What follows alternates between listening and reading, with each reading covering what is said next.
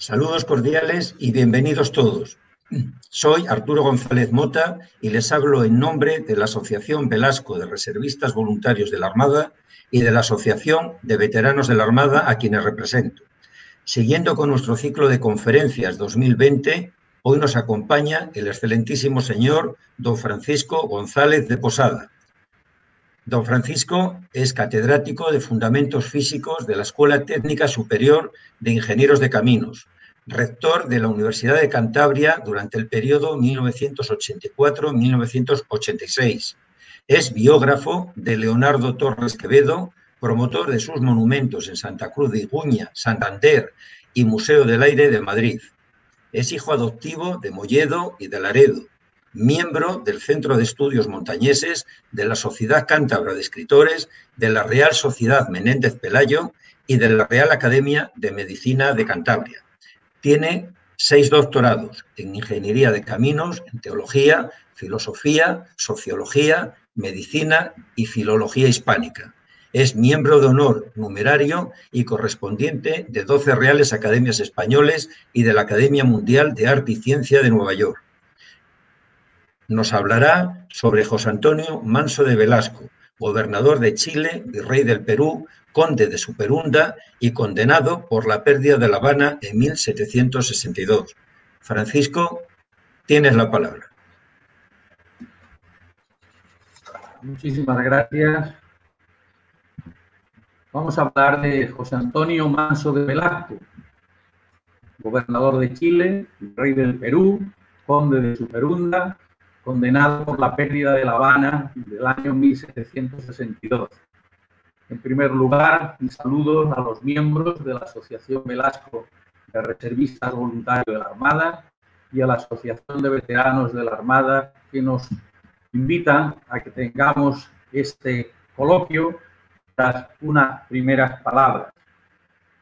Quisiera, en primer lugar, recordar el acontecimiento del nacimiento de José Antonio Manso de Velasco en Torrecilla, en Cameros, donde tuvimos el honor de ser invitados para dictar una conferencia cuando se iban a cumplir los 250 años de su final. Recuerdo, pues, a Marcelino Benítez de Soto y a los amigos de Torrecilla, en Cameros. Y el momento final de la vida del conde de Superunda pues tuvo lugar en su destierro en Priego, donde se nos invitó para que diéramos la conferencia conmemorativa de esos 200 años de la muerte suya. En consecuencia, nuestros saludos también a los miembros de la cultura de Priego de Córdoba. Bueno, pues el conde de Superunda tuvo una relevancia especial a lo largo de su vida por el cargo de virrey del Perú. En el precioso óleo de Cristóbal Lozano, uno de los grandes pintores peruanos, se encuentra este cuadro en el Museo de la Catedral Metropolitana de Lima, en Perú, y tiene esta inscripción: el excelentísimo señor don José Antonio Manso de Velasco, conde de Superunda, caballero de la Orden de Santiago, teniente general de los Reales Ejércitos de su Majestad, gentilhombre de Cámara con entrada y de su Real Consejo, virrey, gobernador y capitán general de los reinos del Perú, vicepatrono real que reedificó la Santa Iglesia Catedral Metropolitana de Lima, primada de las Indias Occidentales, arruinada en el terremoto del 28 de octubre del año 1746. Es un magnífico resumen de la biografía positiva, vamos a decirlo así, en la que se elude los últimos acontecimientos de su presencia en La Habana, en el momento en el que la Gran Bretaña conquistó la capital de nuestra isla de Cuba, y la posterior condena y destierro a Priego, al que acabábamos de saludar.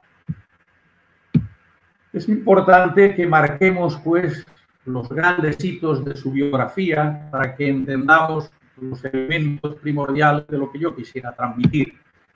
Había nacido en Torrecilla, en Cameros, un pueblecito de Sierra de Cameros, en La Rioja, en el año 1988. A lo largo de su primera parte de la vida, fue un miembro de nuestros ejércitos, participando pues prácticamente desde sus inicios en la Guerra de la Sucesión, al servicio de las tropas, entonces las más españolas de la sin guerra, Felipe V. Estuvo participando como militar en una gran parte de las campañas y de las escuadras que en el Mediterráneo pues tuvo que luchar nuestro país en los dobles intentos de recuperar las plazas prioritarias que estaban dejando de ser españolas en el norte de África y al mismo tiempo todo el gran problema de las guerras de Italia durante bastante tiempo hasta que se logra recuperarlas para los hijos de Felipe V y Isabel de Farnesio, que acabarían siendo el uno nuestro Carlos III, después de ser duque de Parma y rey de Nápoles, las dos Sicilias. Bien, en el año 1737 ya, por eso podemos ver ya relativamente mayor, 37, 12, 49 años, a los 50 años más o menos se le nombra gobernador de Chile. Y poco después se le dan los títulos de mariscal de campo y teniente general.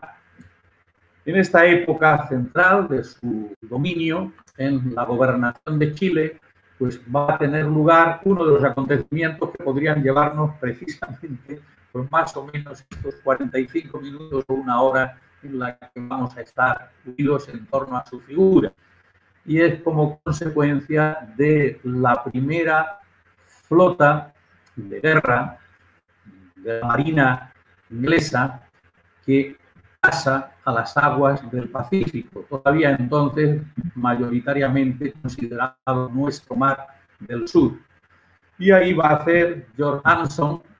el gran almirante, uno de los grandes almirantes ingleses, pues unos escarceos por las principales ciudades de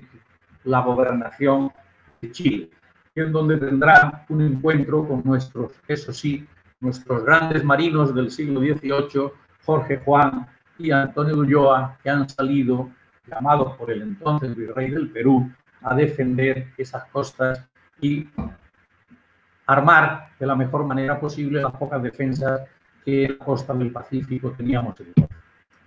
En el año 1745 se le nombra virrey del Perú, en unos momentos en los que hay ya relativa paz, por lo menos en las costas del Pacífico. En el año 1761 logra que se le conceda el cese que venía solicitando por ancianidad ya en el Perú. Y en consecuencia, en esta etapa suya de 1745 a 1761, es cuando tuvo lugar pues, uno de los mayores acontecimientos telúricos de toda la historia del planeta Tierra, el terremoto de Lima con el maremoto consecuente en el Callao. Y ahí es donde va a desempeñar una tarea primordial como gobernante, por la cual el entonces Marqués de la Ensenada, tetraministro de Fernando VI, nuestro rey de esos momentos, pues le va a conceder el título de conde que él decida. Y él, como consecuencia de haber actuado, repito, como administrador, no como científico, que veremos luego otro ámbito, pues va a solicitar el título de superunda sobre las olas, que ha gobernado, que ha derrotado a las olas del maremoto que inundó y destrozó el Callao y que paralelamente pues había ocasionado el gran. De ahí es donde surge pues ese detalle, esa de nobleza que le concede Fernando VI. Bien, pues nuestro conde de Superunda se encuentra ya retirado, la esperada de volver hacia la metrópoli, se encuentra en La Habana esperando un barco que le conduzca a Cádiz. Y esto no tiene lugar durante más de 6 meses y en consecuencia se encuentra en La Habana cuando la Armada inglesa pues decide conquistar La Habana, a lo que nos referiremos posteriormente, para recordar ese gran acto de heroísmo de Luis Vicente de Velasco e Isla, que es el patrono, por lo menos en la nomenclatura de la Asociación Velasco, que hoy tan amablemente nos acoge. Bien, como consecuencia de que es la máxima autoridad que hay en la isla de Cuba, en esos momentos el gobernador decide que haga él de jefe de la Junta de Guerra. En consecuencia, es el culpable máximo teórico de la pérdida de La Habana, por lo cual se someterá a proceso, se solicita para él la pena de muerte. Finalmente, yo entiendo por toda la documentación que gracias a Jorge Juan, con el que había coincidido durante su gobernación de Chile, pues es el que logra con su voto en la Junta de Generales que no se condene más allá de prisión y lugar de destierro el que padecer la prisión, por lo cual finalmente estaría en Priego, donde murió. Muy bien, pues al final de su carrera había obtenido también el grado de brigadier general y el título de caballero de la Orden de Santiago. Veamos entonces, ahora con algo de detalle, algunas de estas partes de ese esquema biográfico que nos ha servido como frontispicio.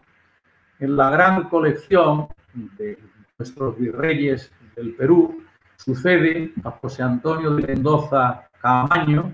marqués de Villagarcía, que es precisamente el que ya también bastante anciano, pues fue a ocupar la sede virreinal de Lima en el mismo barco en el que iba Jorge Juan para que se hiciera uno de los acontecimientos más solemnes de la historia de la ciencia española, sin ninguna duda,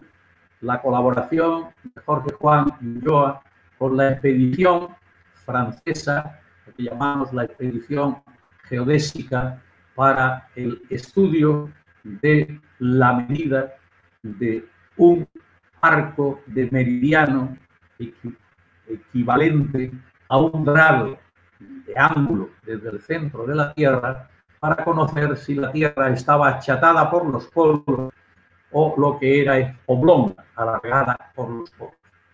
Ese encuentro con el marqués de Villagarcía, Jorge Juan y Antonio Ulloa, desde la salida de Cádiz para unirse a la expedición francesa, pues va a ser lo que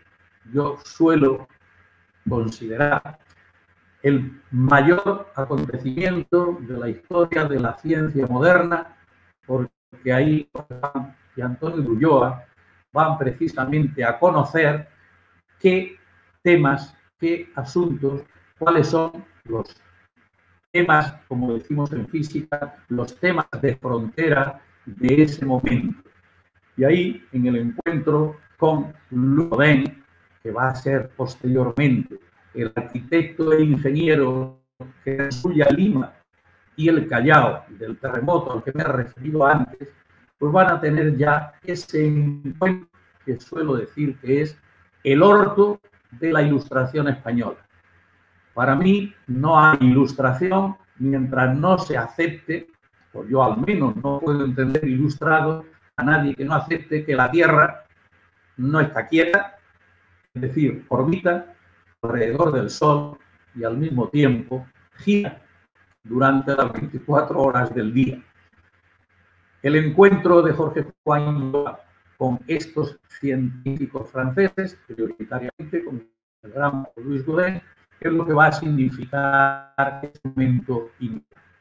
Bien, pues nuestro rey del Perú en ese momento pues tiene toda la parte de este mapa, ¿verdad?, que tenemos aquí de la América del Sur, donde también nos interesa hacer algo que posiblemente sea una novedad y que por primera vez se diga aquí, en este momento, puede observarse como bastante más tarde de él, como se ve aquí en la leyenda del virreinato del Perú. En el año 1776 se crea el virreinato, el reinato del Río de la Plata, que en su época formaba parte del virreinato de Perú. Bien, pues en una documentación que hay en Torrecilla y Camero se puede ver cómo organizó nuestro virrey en este momento, el conde de Sucrunda, unas primeras expediciones hacia las Islas Malvinas con objeto de ver que, estando deshabitadas, podían haber sido ocupadas y podrían ser ocupadas en cualquier momento por las flotas inglesas. Bien, es muy importante porque Lorenzo, a que me he referido antes, pues sí, hizo Guana en las islas de Juan Fernández, que siguieron durante mucho tiempo dentro de la gobernación de Chile, pues siguieron deshabitadas. También Jorge Juan y Antonio de Ulloa, en su relación histórica y sobre todo en el gran libro publicado 50 años más tarde, las noticias históricas, que era Informe Secreto, pues ya solicitan el que se vaya dando, otorgando, logrando una población que colonizara y ocupara esas islas. Es importante, por tanto, el que sepamos cuál es el contexto en el que se encuentra. Toda la costa del Pacífico prácticamente está a falta de disponer de fuertes, castillos, baluartes y al mismo tiempo de algunas flotas de defensa. Es verdad que no fueron mares atractivos para ingleses, holandeses y franceses como lo fueron todas las costas nuestras del Caribe. Pero, sin embargo, pues el virreinato del Perú, casi durante toda la etapa de la colonización, pero sobre todo en el siglo XVIII, con las minas de Huancavelica y el Potosí, pues sin ninguna duda pues era territorio de nuestra colonia de mayor importancia precisamente para la corona española. La primera parte de su vida, por tanto, importante en las Américas, o como un gran administrador político, la región de las sierras de la monarquía española, es la de ser gobernador del Reino de Chile. Ese periodo de 1737 a 1744 al que me he referido antes. Aquí fue su gran tarea la de fundar y poblar todo un conjunto de ciudades que van bordeando la costa actual, la costa del actual Chile. Todas ellas le tienen un recuerdo especial, fundamentalmente la de Rancagua, ¿no?, del año 1743, pero prácticamente todas ellas que unió a las tradicionales de Concepción, Valparaíso, que estaban, digamos, en el centro y que hoy constituyen el eje primordial de la actual República de Chile. En todo este conjunto de ciudades pues, puede observarse que hay grandes recuerdos a un español que era representante de la corona, como me he referido antes.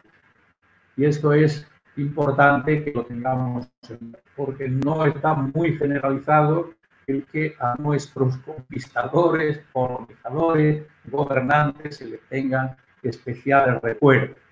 Es verdad que en los momentos actuales se está recuperando desde la América española, término que me gusta por expresión, que es la que me gusta utilizar frente al dominio actual lingüístico que tenemos de la expresión Latinoamérica, que ciertamente no reproduce lo que es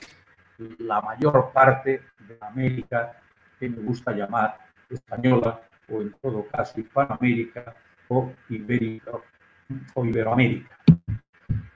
Bien, entre los acontecimientos relevantes, también de manera muy sintética, pues podemos, tras el recuerdo de ver que en el Museo Histórico Nacional de Chile también hay un cuadro suyo,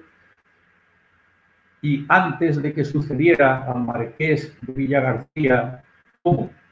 virrey del Perú, pues hay el acontecimiento relevante para su biografía y también para los marinos españoles, el contexto de la Guerra del Asiento con Inglaterra, esa guerra en la que, iniciada en tiempos de Felipe V, 1739, no concluiría hasta la paz de Westfalia, ya con Fernando VI en 1748. Guerra del Asiento o Guerra de la Oreja de Jensky o varios nombres más. Y es en ese momento cuando George Anson, al que me he referido antes, pues está persiguiendo a las pocas embarcaciones españolas que hay por el Mar del Sur o Océano Pacífico y asaltando, saqueando alguna ciudad. Porque el objetivo primordial suyo era precisamente el tomar, el destrozar, el conquistar, el piratear, el hacer el corso, el guerrear contra el galeón de Manila,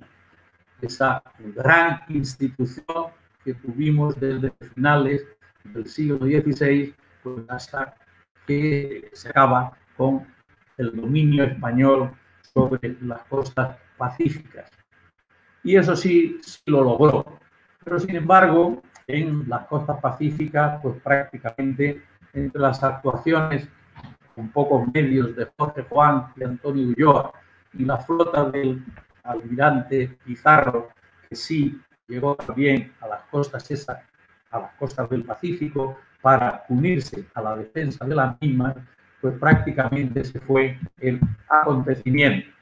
Y ahí tuvo un incidente con Antonio Ulloa, el gran marino, que acabaría siendo pues uno de los grandes ilustrados españoles en el ámbito de las ciencias naturales, sobre todo. El marino Antonio Ulloa, pues en su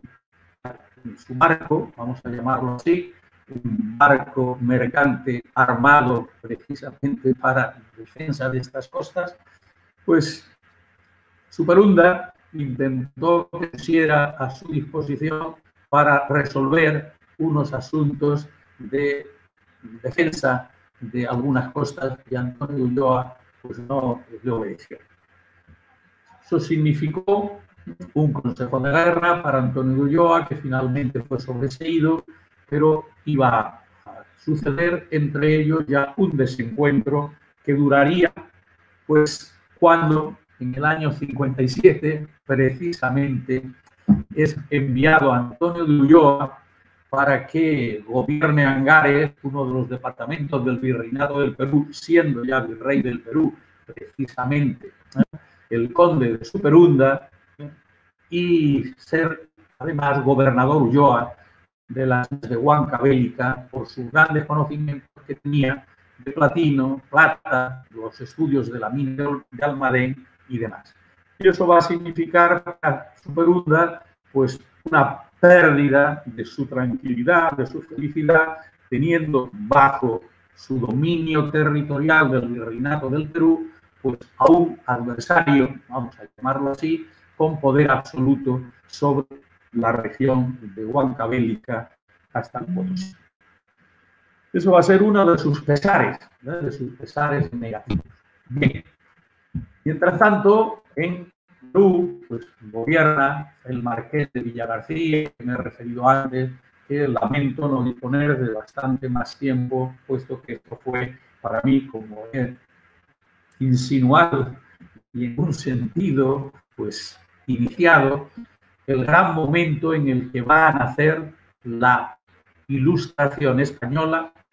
que nace en la América española y que nace con la figura de Jorge Juan y Antonio de Ulloa. Y que va a continuar desde un punto de vista docente, precisamente cuando se llama a Luis Godén a que sea catedrático de matemáticas en la Universidad Nacional de San Marcos de Lima, donde quedará durante 4 años explicando matemáticas, es decir, la ciencia moderna que desde tiempos de Galileo, pasando por Kepler, Descartes, Newton, Huygens, se ha ido haciendo la ilustración o la preilustración, la ciencia moderna, que es lo que va a imponer el imperio de la razón frente a otras antiguallas en aquellos momentos, y que por tanto va a ser precisamente ahí donde va a iniciar una ilustración española en la que hay catedráticos o profesores de matemática por primera vez que pueden hablar de la matemática moderna que se está construyendo con la intención primordial de poder explicar matemáticamente las teorías de la dinámica newtoniana y teoría de la gravitación universal, que van a justificar la realidad a la altura de los conocimientos del momento, de cómo está funcionando lo que entonces es el universo, que hoy pues no es más o es tanto como nuestro sistema solar. Virrey del Perú a la edad de 68 años, ciertamente. Pero contó, puesto que los conocía, para todo lo que necesitó en la lucha contra esas entradas inglesas por el Pacífico, siempre con la ayuda de Jorge Juan y Antonio de Ulloa, a los que recurría arrebatándoselos a la expedición francesa mientras estaban en esos 9 años de estudio por la cordillera de los Andes, para ver si la Tierra era achatada por los polos o era alargada por los polos. Muy bien, pues también al virrey marqués de Villagarcía se le debe bastante de lo que se hizo en ese siglo XVIII por España, en la América española, en la zona de Sudamérica o la América meridional. Ha sido muy tratado en distintas obras y recordado el marqués de Villagarcía, como no lo ha sido nuestro conde de Superunda, también virrey del Perú. Bueno, sobre la expedición geodésica al Ecuador, pues podríamos estar hablando horas y horas, y de nuestros dos grandes marinos, Jorge Juan y Antonio de Ulloa, a los que uní de una manera cariñosa y para distinguir, digamos, sus caracteres, sus actuaciones y cómo han sido recuperados para la historia de la ciencia española con esa ecuación proporcional de difícil lectura para el mundo de las letras, pero que es verdaderamente deliciosa, lo que quise entonces decir. Llevábamos ya pues, prácticamente 250 años en los que todos los historiadores pues, habían construido la imagen de Jorge Juan y Antonio de Ulloa como una santa dualidad. Dos espíritus que estuvieron hermanados permanentemente desde que se encontraron hasta la muerte. Entonces, pues intentamos con documentación histórica y con los criterios precisamente en función de las características de cada uno de ellos, y construimos pues esta imagen preciosa y extraordinaria sobre las dos máximas figuras de la Ilustración española. Jorge Juan es a Cádiz, como Antonio de Ulloa es a San Fernando. De San Fernando actual, pues San Fernando desde que, pasada la Guerra de Independencia, la entonces Isla de León perdió su magnífico nombre para utilizar este de San Fernando en recuerdo de Fernando VII. Parece mentira, ¿verdad? Pues así fue. Lo que significó la Isla de León y la Marina durante el siglo XVIII, ese fue el gran personaje, Antonio de Ulloa, que vivió allí y allí se hizo. Siendo así, Jorge Juan, científico, el culto, el educador directamente, que representa mucho mejor como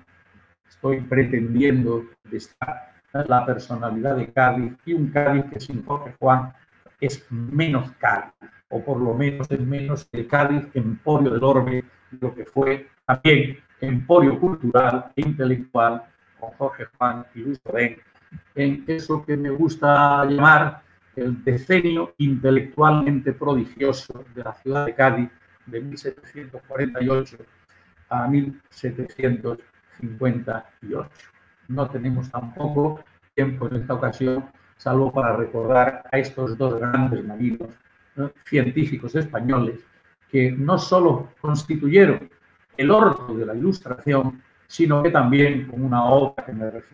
referiré ahora, fueron el cenit de la Ilustración española a su regreso a América. Este es el único retrato que queda de Louis Gaudin, el pionero de esta Ilustración o de la ciencia moderna, como gran matemático y catedrático de matemáticas, primero en la Universidad Nacional de San Marcos de Lima y después precisamente de director y fundador y director también de la Real Compañía de Caballeros Guardia Marina de Cádiz en su academia, director de la academia y director del Observatorio Astronómico de Cádiz, que creó en la etapa de Jorge Juan, capitán de la Compañía de Caballeros Guardia Marina de Cádiz. A estos tres, las tres figuras, estos dos marinos, el matemático francés, españolizado primero en el Virreinato del Perú y después gaditalizado en Cádiz, es a lo que se deben los inicios de la Ilustración, vamos a decirlo así, plena, completa, aquella que ya entiende que las matemáticas constituyen un lugar primordial para la cultura y que la Tierra no ocupa el lugar central del universo en sus condiciones de geoestática y geocéntrica, sino que es dinámica, se mueve con varios movimientos y que el sistema solar es heliocéntrico. Esto no le fue fácil a Juan y a Ulloa poderlos publicar. Bueno, pues esta expedición geodésica al Ecuador, donde se van a encontrar con el cambio de virreyes al final a los que me referí, pues cuando regresan a España van a publicar las dos grandes obras, las más importantes sin ninguna duda de nuestro siglo XVIII, y las que son precisamente ese orto de la Ilustración española a la que me he referido. A fin de cuentas, lo que se trata es de dilucidar, ¿no?, para la ciencia europea y sobre todo para la navegación, cómo era el planeta Tierra, que sin ninguna duda para la ciencia europea, no para la cultura española, pues orbitaba alrededor del Sol, no era necesariamente esférica, como sí lo tenía que ser para la cultura arcaica en esos momentos que, digamos, dominaba España. La cultura francesa, la cultura científica francesa, pensaba, tras Descartes y por mediación del astrónomo Cassini, que así debía ser la Tierra, popularmente melón. Sin embargo, para Newton, esta perspectiva, vamos a llamarla francesa, era consecuencia de errores en la medida, porque de sus teorías y de la de Huygens sobre la fuerza centrífuga era necesario que la Tierra adoptara forma sandía. Popularmente, la guerra entre los moneros y los andieros. Bien, pues la expedición científica al Perú tenía como finalidad una gran honradez científica de la Academia de Ciencia Francesa de organizar una expedición para ver dónde estaba la verdad. Si en los astrónomos franceses sucesores intelectuales de Descartes o si era más bien fruto de las teorías de Newton y de Huygens. Bueno, esta expedición llegó a la conclusión, sin ninguna duda, que tenía razón Newton. Y con los científicos franceses, pues análogamente nuestros españoles. Bueno, verán ustedes que estamos pasando, ¿no?, por diapositivas para centrarnos un poco más en el conde de Superunda. José Antonio Manso de Velasco está de virrey del Perú desde el año 1745 nombrado, en el año 46 pues ya actuando de verdad. Pero en ese mismo año, 1746, cuando ya se han ido, ¿no?, Jorge Juan al relevo y Ulloa del Virreinato del Perú para iniciar su regreso a España, pues toma posesión de Lima, o en Lima del Virreinato. Y el 28 de octubre, a las 10:30 de la noche, pues sucede ese gran terremoto que ha pasado la historia como terremoto de Lima. A mí me gusta más la consideración de maremoto de Callao, precisamente porque a Luis Godén le va a tocar también el terremoto de Lisboa, pero en su manifestación de maremoto en Cádiz. Otro de los grandes acontecimientos, unos años posterior a eso, como veremos luego. El 1 de noviembre de 1755, el gran terremoto de Lisboa, pues, ha sido posiblemente el mayor de los cataclismos que han existido en Europa. A Godén le tocaron los dos. Bueno, pues un evento de una gran intensidad que produjo un gran número de muertes en una Lima que ya podía tener, se cuenta, no menos de 60.000 habitantes. Era una impresionante ciudad para aquella época, con numerosas réplicas posteriores. Bueno, la ciudad prácticamente desaparece, queda muy destrozada, hay que reconstruirla. El virrey del Perú, conde de Superunda, como no podía ser de otra manera, ante la ignorancia general que en ciencia y en técnica hay en la monarquía española, ¿no?, donde a lo largo de estos siglos de gran poder por nuestros grandes territorios coloniales, pues teníamos que recurrir a ingenieros, constructores, franceses o italianos. Pues aquí se dispone que el matemático y astrónomo Luis Godén sea precisamente el que organice y al que se le encargue la reconstrucción de estos destrozos. Previamente, pues ya disponíamos también de la gran tarea que habían hecho Jorge Juan y Ulloa, de levantamiento de planos de ciudades, topográficos, de regiones, ¿no? Y en este caso, pues el Callao pues, fue destrozado prácticamente. El conde de Superunda logró, con la colaboración de Godén, pues proceder a la reconstrucción de Lima, a hacer una nueva ciudad de Bellavista y a que el Callao fuera también reconstruido y sobre todo con el fuerte, el Real Felipe, que es una de las grandes construcciones de la presencia española en América. Esta fue también una tarea de Godén en esos pocos años estuvo catedrático de matemáticas de la Universidad Nacional San Marcos de Lima y constructor. El acontecimiento más significativo, como no, fue el destrozo del Real de Lima después del terremoto. Los criterios sobre cómo deben ser las construcciones, cómo había que trazar el urbanismo de las diferentes ciudades, barrios, aquí en Callao y Vista, pues esa fue tarea de Godén bajo el mandato del conde de Superunda. Bueno, la catedral pues, es una de las más bellas construcciones arquitectónicas. Esta es la situación actual, una vez reconstruida, Augusto, como pueden ustedes observar en la contemplación diurna o nocturna de esta catedral. Verdaderamente una de las grandes obras que dejó España, en este caso en Lima. Bien, pues la reconstrucción de los retratos del virrey de Perú,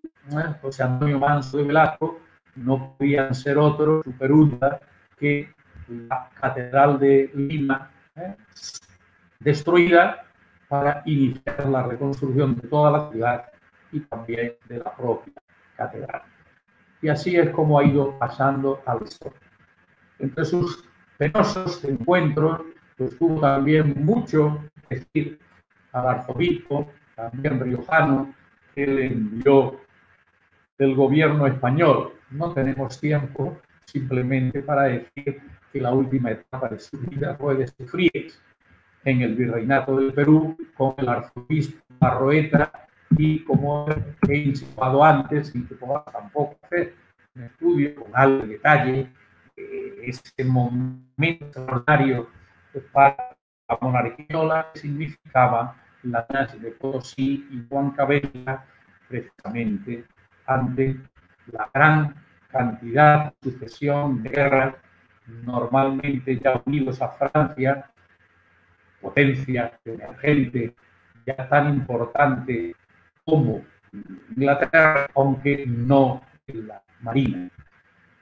Bueno, pero no es posible que nos detengamos en esto, ¿eh? Con Barroeta y con Ulloa, dos autoridades en el interior del reinato que no eran de su afecto, pues estuvo solicitando precisamente el relevo. Bueno, finalmente, como también en la biografía inicial, para que nos diera tiempo a tratar todo, en el marco de la Guerra de los 7 Años, esa que iniciaron Inglaterra y Prusia, por una parte, que iba a significar el nacimiento de la Gran Prusia, a mediados del siglo XVIII y ya imparable hasta el siglo XX, entre Inglaterra y Prusia por una parte y Francia y Austria por otra.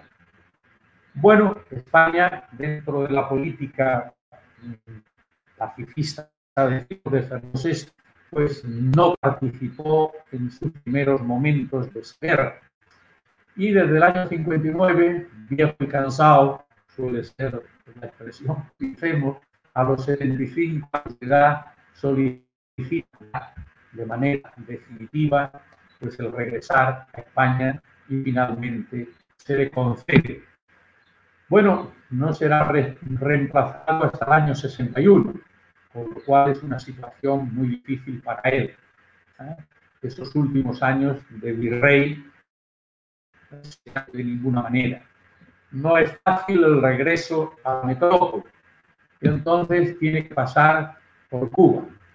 Con 74 años, en el año 1762,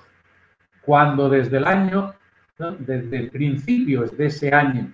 1762, Carlos III, por España, se ha unido a Francia en la contra Inglaterra, declarando la guerra a primeros de ese año 1762, pues va a suceder no ya un nuevo intento de conquista de otro de nuestros puertos del Caribe por la Armada inglesa, sino directamente contra el Principado. La Habana y Cádiz y La Habana, eran las dos ciudades más importantes de la España de mediados del siglo XVIII. Los astilleros más importantes, hasta que precisamente Jorge Juan construye de manera moderna los de Ferrol y Cartagena, dirigiendo las construcciones de los arsenales, de todas las obras necesarias para la construcción de la Habana. Pues La Habana había sido donde más barcos para la Armada Española se habían construido en la década de los 40 a los 50. Con los 50 ya serán Ferrol, Cartagena y la Carraca o Cádiz. La Habana es la ciudad más importante del Caribe. En un momento en el que en el Caribe pues ya está Jamaica, las Guayanas, Martinica, la posterior Haití, ya no son propiamente españolas, pero es La Habana, la gloria de la colonia española en esa segunda mitad del siglo XVIII. Por su condición militar de más alto rango, que lo ya han visto, con 74 años, adaptado, completamente fuera de juego, el gobernador de Cuba considera que hay que hacer una junta consultiva de guerra para la defensa, sobre todo de La Habana, contra la Armada inglesa. Como él es el militar, ya lo habíamos visto desde joven, de más alto rango, pues en ese momento el gobernador de Cuba decide que él sea presidente de la Junta Consultiva de Guerra. En consecuencia, formalmente encabeza la resistencia de esa plaza tan mal artillada de La Habana, a pesar de lo bien defendida que está desde el castillo de los Tres Reyes Magos, donde tendría lugar la defensa heroica de Luis Vicente de Velasco, donde moriría como gran héroe a final de julio de ese año 1762, unos días antes del momento en el que precisamente el conde de Superunda con el gobernador firman la derrota en esa guerra por La Habana al almirante inglés. Bueno, pues ahí es donde van a sucederle todos los males posteriores. Él firma la rendición de la plaza. Serán precisamente navíos ingleses los que lleven a los, vamos a decirles, responsables, los que lleven hasta Cádiz a precisamente Gutiérrez de Hevia, almirante de la flota española que en ese momento está en La Habana, a Juan de Prado, el gobernador y capitán general, y a nuestro José Antonio Manso de Velasco, conde de Superunda, donde serían sometidos a juicio y serían condenados. El almirante recibiría prontamente, digamos, el perdón y volvería a su puesto a la Armada. El gobernador Juan de Prado y el conde de Superunda serían condenados no a muerte, que es lo que se les había solicitado, pero sí con embargo de bienes y prisión y destierro, que es lo que se le hizo a el conde de Superunda. La sentencia final es una pena porque una pena no disponer de tiempo, porque todo el proceso al que fue sometido durante casi 2 años, pues es una manifestación de cómo se acomodaba la España de esos momentos, situación muy difícil, pero cómo estábamos internamente resolviendo los graves problemas que íbamos padeciendo. Finalmente, es importante el reconocer que gracias a la actuación de Jorge Juan, por cuya enfermedad estuvo paralizado el juicio al propio conde de Superunda, pues logró que fuera condenado solo a 10 años de destierro, teniendo 74, pero bien, y al embargo de todos sus bienes, así como corresponsable de las indemnizaciones que tengan lugar por las reclamaciones posibles que se pudiera hacer. Y murió en el destierro en Priego, provincia de Córdoba, donde pues, se había retirado una vez medio liberado de la prisión que había padecido. Y en la iglesia de San Pedro, del pueblo precioso, ¿no?, de Priego, de Córdoba, pues es donde reposan los restos de este héroe ignorado que consagró toda su vida al servicio de España. Muy rápidamente, para concluir, existen 3 retratos, para que recordemos su iconografía,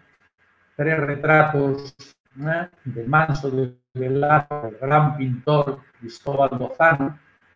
del antes virreinato en Perú. Uno precisamente al que me he referido antes, con la catedral, pero quizás sea tan interesante como ese, pues una especie de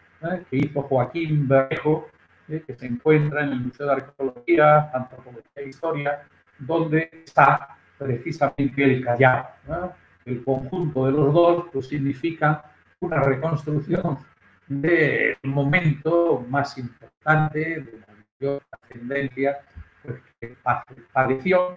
y en el que actuó de manera positiva, por el que merece nuestro reconocimiento y nuestro recuerdo histórico.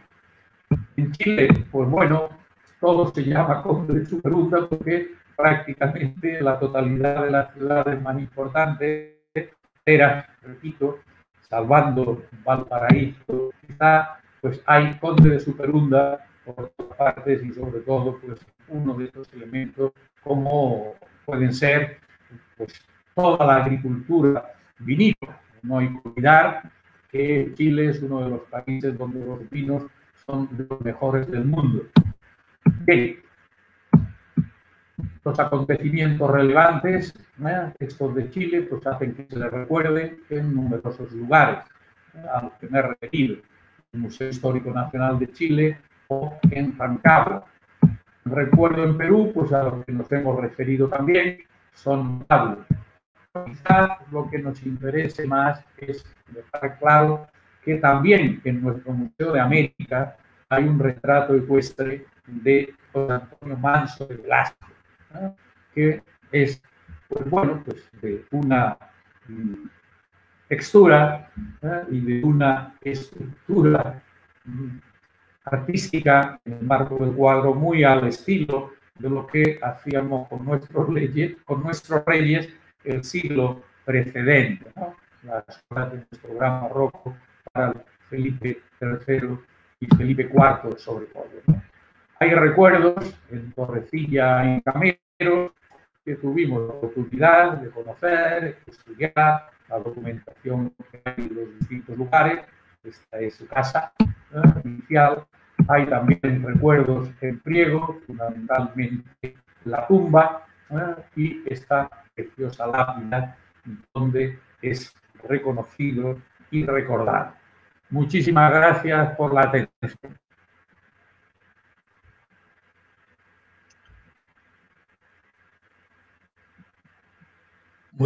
Muchas gracias, Francisco, por la magnífica, extraordinaria conferencia. Además, muy interesante, muy interesante. Yo hay varias cosas que me han sorprendido y tengo varias preguntas para hacerte. Una simplemente va a ser un comentario, no es ninguna pregunta, pero vamos, que seguimos siendo como siempre hemos sido. Que es sorprendente que un hombre tan extraordinario al final le condenaran a muerte y prácticamente muriera el hombre en las condiciones que murió después de una vida tan magnífica al servicio de España. Pero bueno, ese era el comentario. Pues si me permites, te haría alguna pregunta para, bueno, si quieres ampliar un poquito más los detalles que, al menos para mí y para quienes me han hecho llegar las preguntas, tenemos. ¿Cómo valorarías desde el presente la acción de España en la colonización de América? Bueno, esto sería motivo de otra charla. En síntesis, con sus pros y sus contras, desde el presente, sin ninguna duda, históricamente, y para lo que significaron esos siglos desde el final del XV, digamos, descubrimiento y primeros inicios de colonización por Colón, hasta la independencia, si estamos mirando en la América continental, ¿no? El virreinato de México del Sur y no el Caribe, en el que estuvimos, pues, digamos, hasta finales del siglo XIX. De todas maneras, en síntesis, posiblemente sea desde una perspectiva humanitaria, desde la perspectiva también más completa de reconocimiento del hecho de que son personas humanas los colonizados, desde el punto de vista del hacer elementos, ciudades, palacios, catedrales, culturas, desde la perspectiva de la lengua prioritariamente. Yo no tengo la menor duda de que la colonización española superó como tal colonización a todas las que tuvieron lugar durante esos siglos y todavía más aún, más humanitaria que todas las que después han existido en África o en Asia, por otras potencias, incluidas las posteriores, si queremos decirlo así, de la Conferencia de Berlín del siglo XIX, que hasta mediados y ya pasado la Segunda Guerra Mundial XX, se procedió a su descolonización. En valoración histórica, creo que la tarea que hizo España fue extraordinariamente importante en sentido positivo, descaradamente superiores a los que pudiéramos considerar negativos. Muy bien. Una pregunta. ¿Cómo era la Marina española que vivió Luis Vicente de Velasco Isla? Bueno, vamos a ver. La Marina española, hay que distinguir, digamos, la dotación de navíos en relación con las necesidades que de escuadras mediterráneas y de armadas atlánticas y de galeón de Manila con las flotas correspondientes, pues, eran necesarias. Por otra parte, tampoco podemos valorar las cosas desde una perspectiva intrínseca o todas situaciones de una restrictividad en relación con lo que existe en ese momento y con lo que tendríamos que defender. Desde un punto de vista intrínseco, podemos afirmar con el Marqués de la Ensenada, para mí como para tantos historiadores, el mejor ministro de toda la historia que hemos disfrutado, en sus momentos de poder extremo, los últimos años de Felipe V y los primeros de Fernando VI, hasta que ese mes de junio del año 54 fue en desgracia y fue desterrado también a Granada, a Andalucía, lugar primero del conde de Superunda, pues el Marqués de la Ensenada fue el que se dio cuenta que con respecto a las armadas inglesas y la ya poderosa francesa, la Armada Española no tenía el significado, no representaba lo necesario para... Como consecuencia de eso, recurre a quien considera que es la máxima autoridad que hay en ese tema. La máxima autoridad que hay en ese tema es, sin lugar a duda, Jorge Juan, al que volvemos. Y a Jorge Juan lo envía como espía industrial a Inglaterra para que estudie los planos, las estructuras, las construcciones, los astilleros, los arsenales, como espía industrial, naviero y de modos de construir, jarcias, búsqueda de lona, etc. Y en esos años en los que se pone en funcionamiento, como he sugerido de manera fugaz, claro, durante la charla, los astilleros del Ferrol y de Cartagena, donde se van a construir más barcos con los apoyos de Guarnizo, Viérganes, La Cavada, que todo eso lo va a estar dominando de una manera u otra Jorge Juan, parcialmente algunas de estas cosas también Antonio Ulloa, para lograr disponer de una armada de tanta calidad como los buques, las acciones marinas, como los ingleses, y eso va a siendo el modelo inglés para uno y el modelo Jorge Juan, como debe pasar a la historia, y ya está pasando a la historia para otros. En consecuencia, la situación de la Armada Española, para lo que de ella se necesita, para el tráfico del Atlántico, para la defensa de nuestras costas, para el enfrentamiento con el naciente poderío holandés ya y el gran imperio inglés de esos momentos, nuestra flota en tiempos de Luis Vicente de Velasco es claramente deficiente. Y hay que procurar, que esa flota mejore de manera notable. Por eso, podemos decir que con una flota no adecuada a los tiempos para lo que era el Imperio Español de entonces, sí tenemos éxito. En este sentido, pues no podemos olvidarnos de Blas de Lezo, ¿vale? Que en el año 1741, 20 años antes de este acontecimiento de La Habana al que nos hemos referido, pues fue otro gran héroe que ahí salió triunfador. Pero en uno de los males españoles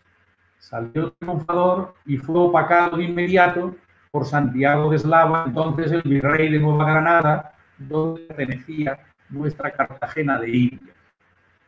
Allí fue Blas de Lezo, triunfando en la que ha sido uno de los mayores éxitos de vamos a decir, la flota, por su condición, o de los ejércitos en general españoles, pues pasó prácticamente desapercibido, como se sabe en la historia, y posteriormente fue recuperado. Fue radicalmente olvidado, de manera que no sabemos, como los casos de Jorge Juan y nosotros, pues dónde están presos y qué se ha ido haciendo con ellos, ¿no? Muchos héroes ante la deficiencia de naves o de defensas de nuestras costas. Ahí es donde se encarna, aunque fuera el caso de Velasco, de una acción más bien propiamente militar que marino, pero en el enfrentamiento con los asaltos desde las naves del almirante Vernon en el asalto al castillo de los Tres Reyes Magos, el castillo del Morro, la entrada del canal de La Habana. Ciertamente pocas ciudades podrían estar mejor defendidas que La Habana, con nuestra armada del almirante Gutiérrez de Evia en el interior de la olla, del puerto de La Habana, y la gran armada inglesa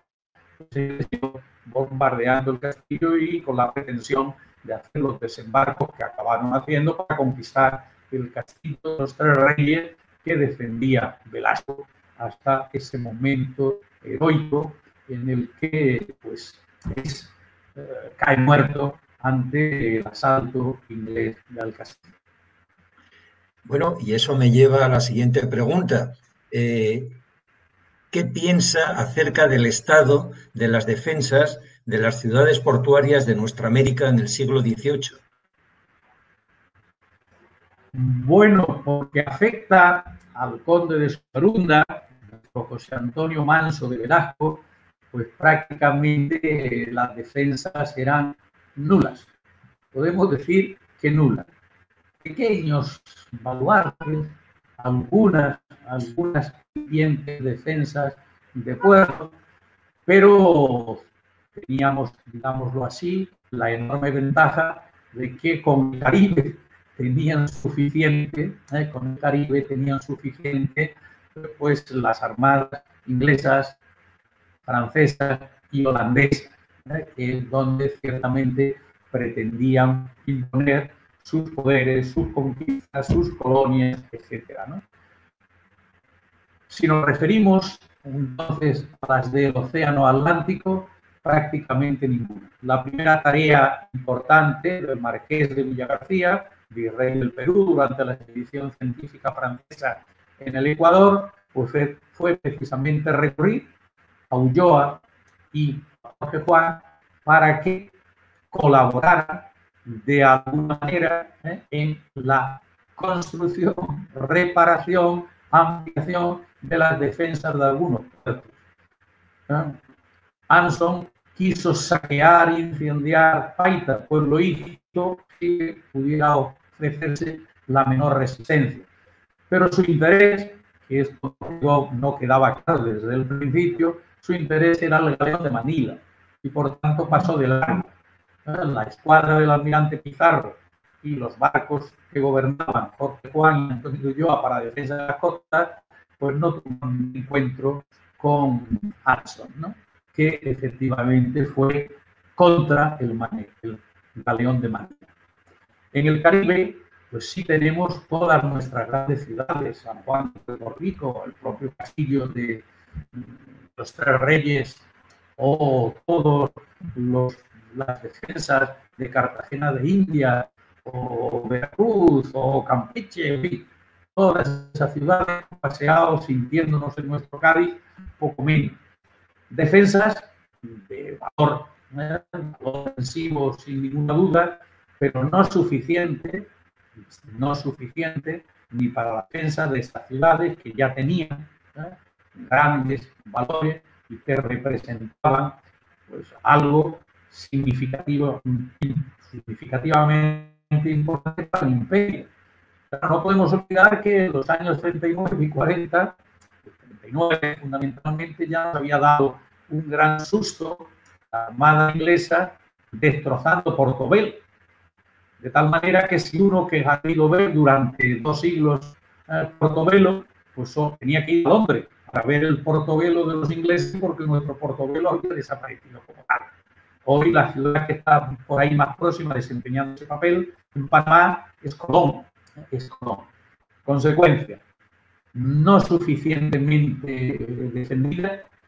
La mayor parte de todas las defensas construidas giran la construcción por arquitectos, ingenieros de construcción franceses, italianos, pocos españoles, mal dotadas de instrumental de defensa, cañones y armas de fuego, pocas dotaciones militares y en lugares muy concretos, En consecuencia, podemos decir que habíamos realizado notables esfuerzos, no en balde se vivía en gran parte de lo que venía de nuestros territorios ultramarinos, pero desde luego con la pretensión de que pudiéramos defender todo aquello, pues no era suficiente. Lo importante, no obstante, a destacar es que a pesar de esta situación, de las defensas, de las dotaciones de personal y de los elementos defensivos de guerra, es que se mantuvo casi intacto,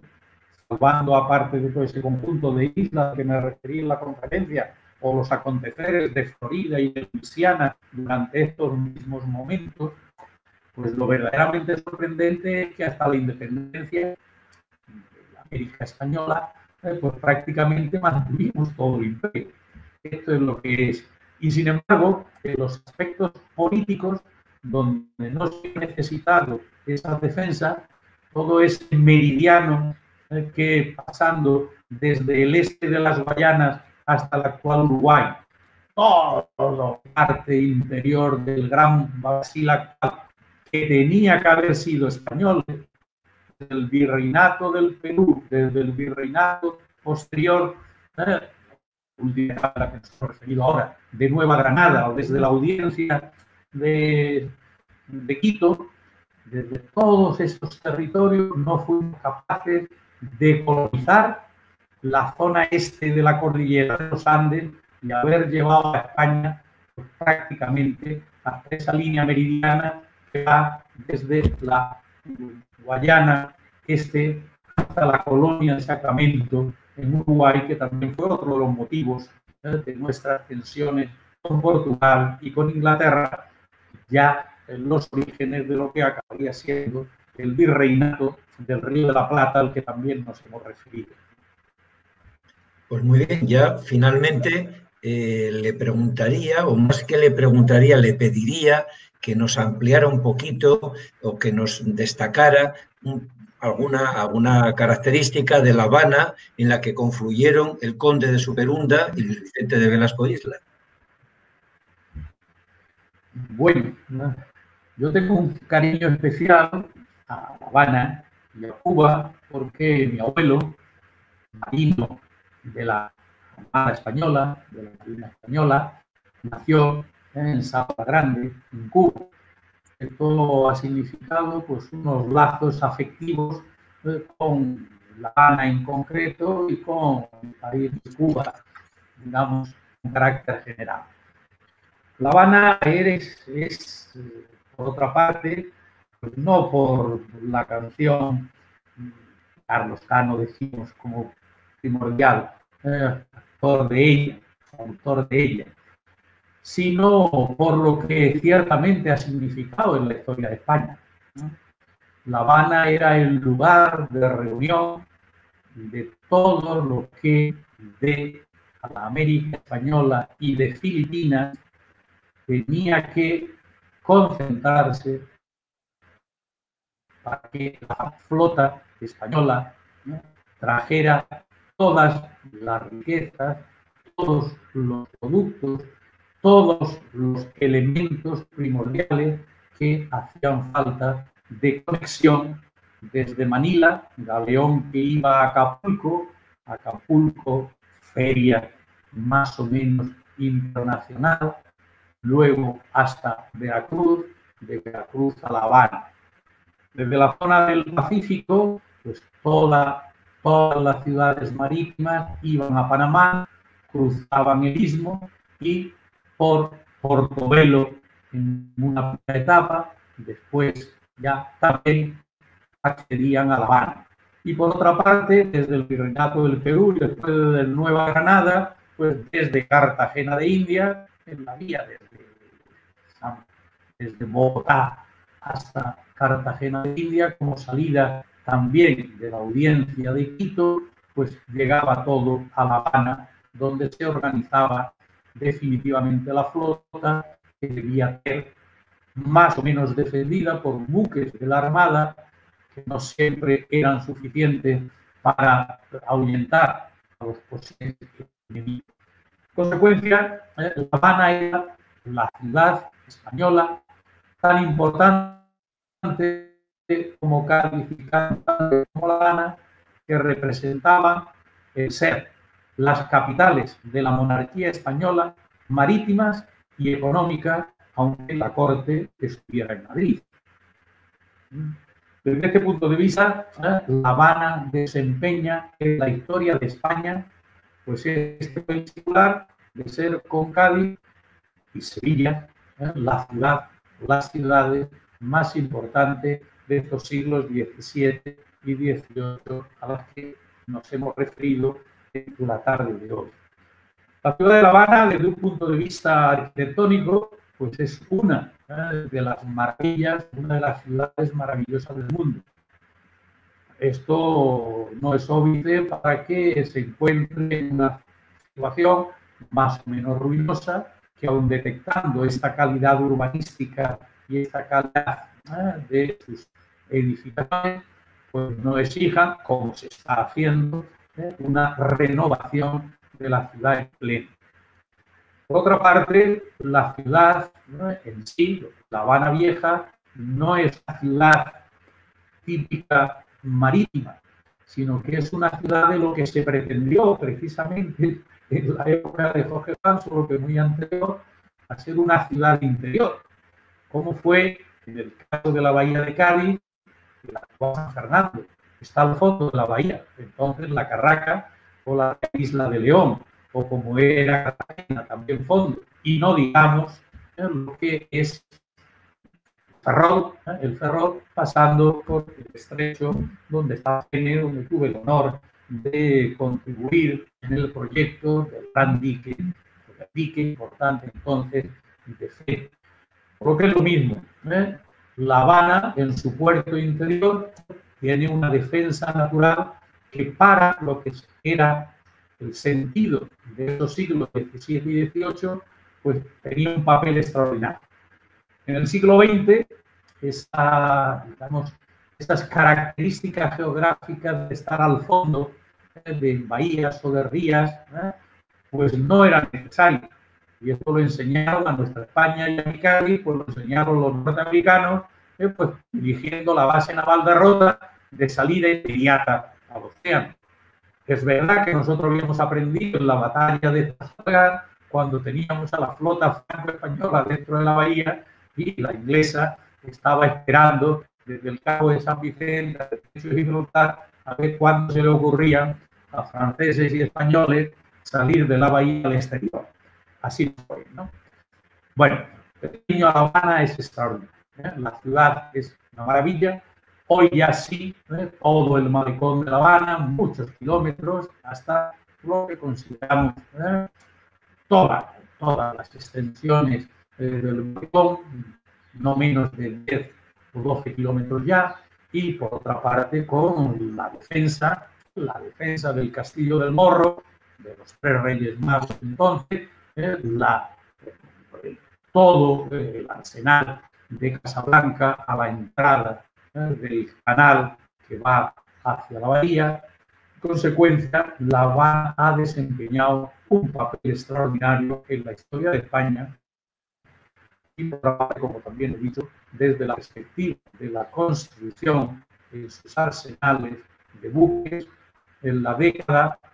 del año 40-50 que es el astillero de todas las Españas donde más buques se armaron.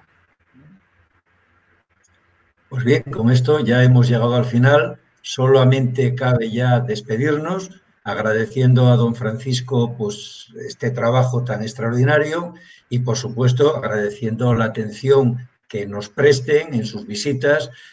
a nuestro canal de YouTube o a nuestra página web, a todos los que decidan visitarnos y disfrutar de esta conferencia. Por lo tanto, don Francisco, muchas gracias y hasta nuestro próximo encuentro, que supongo que habrá próximo encuentro sin distar mucho tiempo en el calendario. Gracias. Muchas gracias a vosotros.